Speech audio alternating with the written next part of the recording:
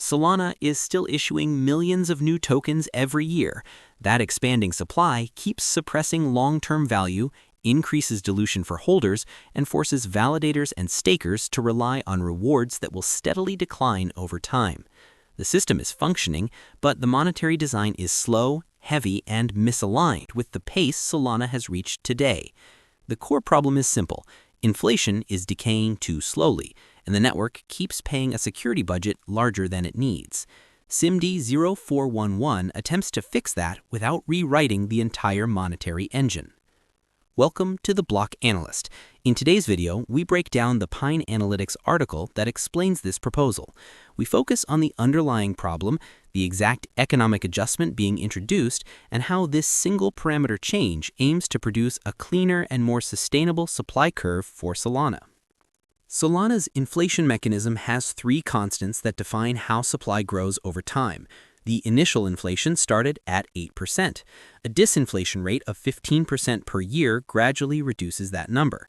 The curve continues falling until it reaches a fixed terminal rate of 1.5%. That terminal level never changes. The system is stable but slow. At today's trajectory, inflation sits near 4% and needs more than 6 years to reach its floor. That long runway means prolonged dilution and prolonged pressure on the long-term monetary profile of SOL. SIMD-0411 modifies one parameter. The disinflation rate doubles from 15% to 30%. Nothing else changes. The terminal rate remains 1.5%. The initial rate remains historical. The structure remains intact. But the timeline compresses. Instead of 6 years to reach the floor, the network arrives there in roughly 3.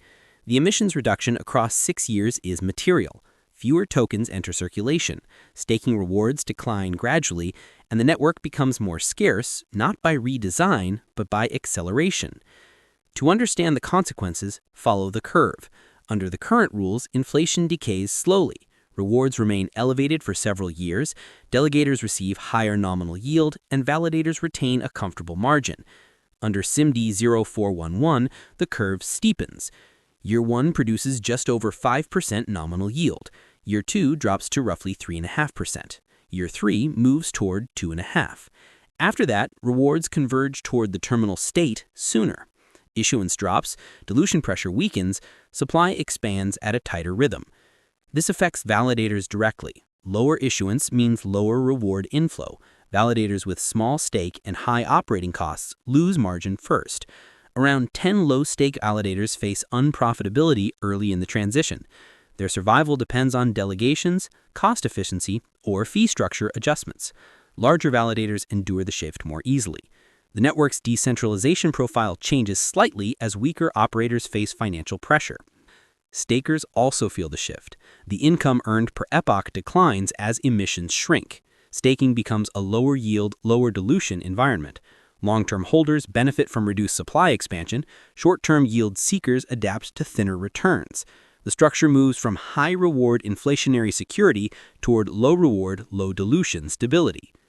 This proposal exists because a previous idea attempted something far more dynamic.